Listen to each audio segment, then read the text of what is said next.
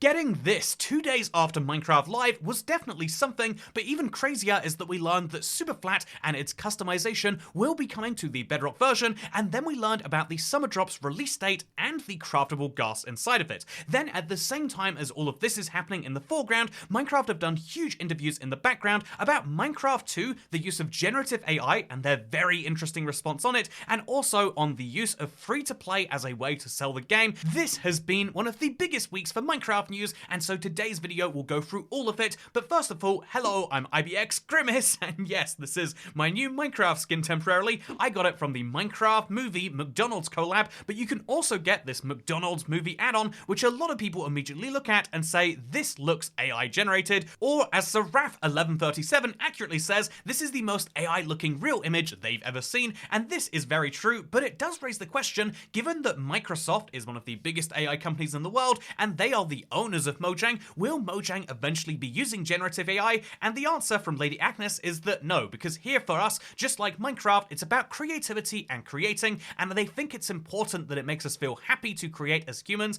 That's a purpose that makes life look beautiful, so for us, we really want it to be our teams that make our games, with the executive producer of Minecraft Vanilla following up by saying, yeah, well, you know, the specific touch of what is Minecraft, how does it look, that extra quality is just really tricky to create through AI. This response from Mojang was published on IGN, which is how I've shared it with you, but what's interesting is just after it was, Microsoft got in touch to clarify that Minecraft developer Mojang currently has no intention of incorporating generative AI into its game development process, but obviously the door is open for the future there, something which is hugely interesting and probably represents the weird difference between what Microsoft wants to portray and what Mojang wants to portray. But similarly, I think it's really interesting to talk about the difference between what you might have seen at Minecraft Live and what has come out since, because these two comments represent what a lot of people feel after watching the Happy Ghast presentation from Minecraft Live. But what's interesting is information revealed since the show has actually confirmed interesting piece of information about them. So with Vortex-229YT, they say that, oh yeah, well the Ghastling update is one drop and the vibrant visuals is going to be the summer drop, but interestingly, we had this little tiny gens and tiny Vu thing, but in the background they show there's going to be 4 game drops this year, and so the summer drop is going to be the next one. Also, we had Mojang calling this update the second game drop of 2025 in a piece of communication that I'm not allowed to share images of, but I'm fully allowed to share the text, so here that is, by the way. Interestingly, you'll also notice that when they talk about the dried ghast, they do in fact talk about the fact that it is craftable, and so I'm sorry, Flo de Cage. I know that like a lot of people, your immediate response is that the Happy Ghast being craftable is something going horribly wrong, and I feel that. My gut reaction of not being able to create life is also there. However, we do have a full confirmation from Mojang that you will in fact be able to craft it, and even more interestingly, I got this comment that shows that yes, during the show, at 2 minutes 30 in my video about it, you can see bone blocks and ghast tears in the chest, which means the crafting recipe is real. And this is something I didn't realize. You can see there's 22 ghast tears and 9 bone blocks in there, which is interesting because that would only be enough to craft 4, or actually craft like 2, according to the recipe Bowiecraft showed. However, if we actually go into the recipe that Minecraft hinted in this 4 creators document, they actually said that yeah, it takes a bone block to craft one of these, and so it could be that the dried ghast has multiple crafting recipes, one that they showed to people in person and one which they've now decided on. You tell me what you think. 22 ghast tears to 9 bone blocks, is that just poor planning, or is that a sign that you'll actually be able to craft them in a slightly different way than previously thought? Personally, I think using so many bone blocks doesn't make any sense because there aren't that many bones inside of a dried ghast, but at the same time, I guess you could argue apparently you can find 6 bones inside of a single cod. I learned that in my Let's Play episode yesterday, so who's to say that anything makes any sense? Speaking of not making any sense, Minecraft version numbers, so Vortex-229YT basically predicted the idea of like, yeah, maybe in theory, we could have like a small update now and then the big update for the summer drop, 1.22, but this debate about whether the next update will be 1.20, 1.90, or 1.22 is one that's going to plague us until 1.20, 1.80 comes out, with its super flat, by the way. And if you'll allow me to go on a slight tangent here, because there's so much news, and the idea of Q&A Saturday is hopefully to collect it all into one place, so it's important for us to talk about custom superflat, because Minecraft has added a much better version of it to Bedrock, but it still is missing a few features. In fact, interestingly, as Fun Angelo 2005 points out, yeah, they really should just bring the console edition superflat to both Java and Bedrock, still to this day, Java Minecraft has a worse superflat system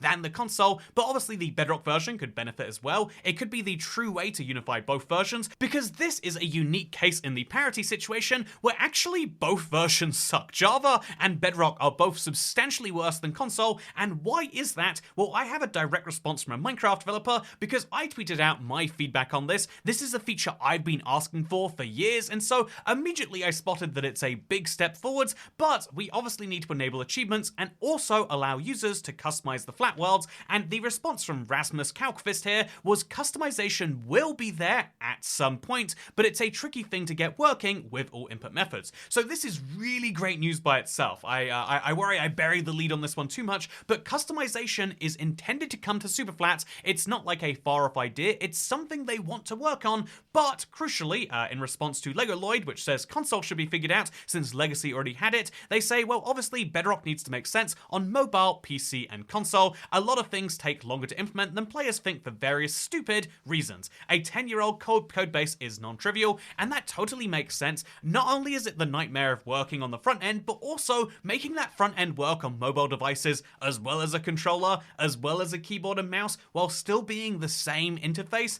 I do see the issues of that, and that is one of the many fun things that Minecraft has to deal with, but I love that they have started dealing with it. They could have literally pushed off custom superflats for another 5 years, and I think people would have given up on it. So the fact that they're going ahead and going through with that is something we should be praising. Although apparently far from praise, Carlisle VK says, well, now I want you to take on superflats on an ocean-only biome challenge.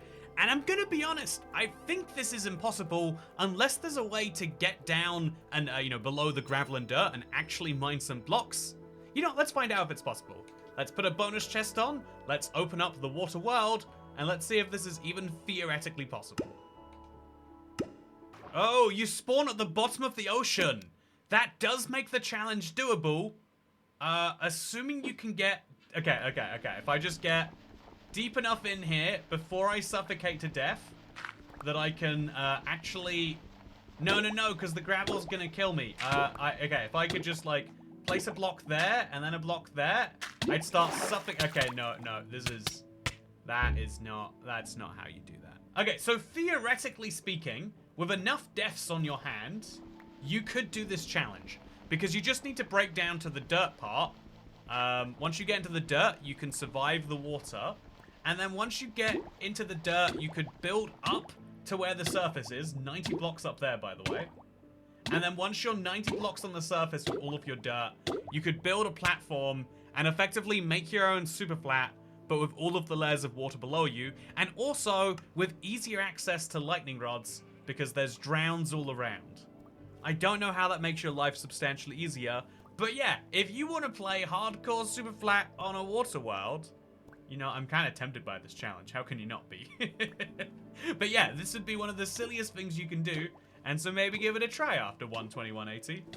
And similarly, if we're talking about 1.22 being the update after custom superflats, we should talk about what MyMads Moro88 says, because they say, will we get Minecraft 2.0 before GTA 7? And funnily enough, Minecraft have responded to this exact query because they were asked by an IGN journalist, and interestingly enough, the response from the executive producer of Minecraft Vanilla was simple and to the point. They said, do you think we're going to have an Earth 2? No, there's no Minecraft 2.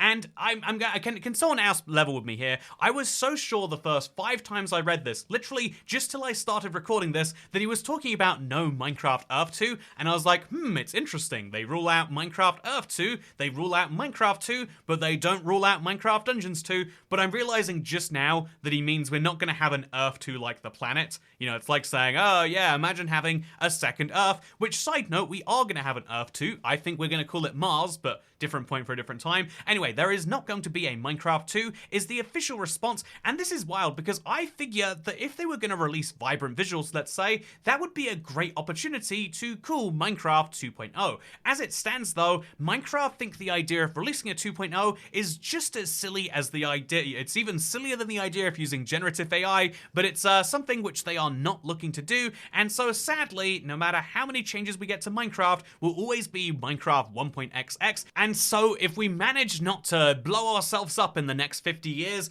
our children's children will be playing Minecraft 1.183, and they'll be complaining about only having 57 types of wood and how desperately they need a green-purple wood because they've got a purple-green wood and they've got a yellow-blue wood, but they don't have a purple-green one yet, and that is the one feature that will save Minecraft, but you know, I digress. Interestingly enough, the exact same executive producer also responded to a question about going free-to-play. This is a theory that I had many years ago that seemed like it just didn't pan out, and the answer to will Minecraft ever become a free-to-play game as opposed to the established buy and own the game approach, well, the short answer is don't expect Minecraft to go free-to-play anytime soon, because it doesn't really work with the way we built it. We built the game for a different purpose, and so monetization doesn't work in that way for us. It's a purchase of the game, and then that's it. And I just want to point out, no, it's not. Specifically, Minecraft have put lots of work into making sure that there are extra purchases, be that realms or Marketplace Plus or add-ons. There are so many ways that Minecraft could make money as a free-to-play game, but I think they've just worked out, like, why would we go free-to-play when, one, we can sell $20 copies hundreds of millions of times, and two, it effectively is free-to-play if you own Games Pass, and I think given that Games Pass exists, you would just devalue it by making Minecraft free, and so don't expect it to go free anytime soon, is the official response, which I guess I can back up here. Anyway, speaking of backing things up, I would like to actually come back to a previous piece of evidence, because J7JHJ, how do people come up with usernames like this, by the way, says, okay, hear me out. In the video of the Tinies explaining how game drops worked, there's a schedule with 4 differently colored pins that seem to represent their respective update. The spring drop is green, the summer drop is blue, the fall update is purple. Not only that, the last thing on the calendar is not a pin or sticky note, but something different, and their main guess is that Mojang are probably going to announce 1.22 by the end of this year in the last Minecraft Live. This is actually a pretty decent theory. This is the best counter argument I've heard to the idea of the June update being 1.22, and so that is something very interesting to think about. And again, assuming that Vibrant Visuals isn't in this June update, or assuming it comes out separately, or assuming they don't want to call it 1.22 because it's not out on Java, this is the best theory I think I've heard so far. Similarly, I think a really good theory I've heard with regards to the Minecraft movie event is from Dylan is Chillin' 5434, who says, Toycat, I do not recommend doing everything on the server that last day. If you don't have a good bow, all your gas kills for Quest 2 will be stolen from you by people with better bows. Grind out your gear. And this is an interesting response, which did get me looking into it. And just so you know, it is true. So if you want to see this, all you've got to do is go to the left of Steve at spawn, or the right if you're facing him. This is what Steve in Minecraft looks like now, we all agree on that. And you can see there's this room where you can spend your emeralds on a better bow, and so you can upgrade your bow with power, for example, or you can upgrade it with punch. I don't know why you would want to do that. I think you would just go for multiple power levels. But this means that, yeah, effectively there is an argument that you should get your gear upgraded quickly, and so you'll want to be grinding it now. However, the reverse argument is no. If you wait till day 5, or, you know, let's say you wait till the day before the end, you can do Quest 2, which is for shooting ghasts, at the exact same time you're doing Quest 3, which is for shooting 200 other enemies, at the exact same time you're doing Quest 5, which is clearing waves with at least 2 iron golems alive. There is an argument that you'll be able to have an easier time if you grind out your bow now, but you have to grind out your bow at some point anyway, and so why not get other challenges done at the same time? I think that, yeah, this is a... ultimately, this is a problem with the way that Minecraft releases challenges. There is always a benefit to doing them later rather than earlier. Unless you can pre-complete your quests, the best time to play is as close to the end as you think you can get away with. And so I think the day before the last challenge comes out, I'll probably go through and doing the rest of these. I do like the idea of upgrading my gear to the max, but also I don't really know that a power-free bow makes that big of a difference personally. But you tell me if you disagree. Anyway, with that said, I am actually excited for the Minecraft movie, not because of this server, but just because over this last week, I think I've just come to conclude, like, it's memey and it's silly, but it's going to be a great time. Even if it's a bad time, it's going to be a good time, and I am excited to go and watch it. I bought my tickets, it's going to be a fun time, and I hope that you have a fun time over the next week as well, because you can catch me over some very fun videos doing some very interesting things, because we've got not just the Minecraft movie coming out, but also April Fools, And also, presumably, based on the Minecraft notes, it sounds like we might also be getting our hands on our first Happy Gas snapshot or preview. Lots to play around with this week, and so, yeah, as Grimace but wearing a villager head, I've got to say I'm excited. I don't look like Grimace, do I? You know, I'm starting to think that you can't use Grimace on this server. Anyway, thank you for watching, and I'll see you next time. Bye!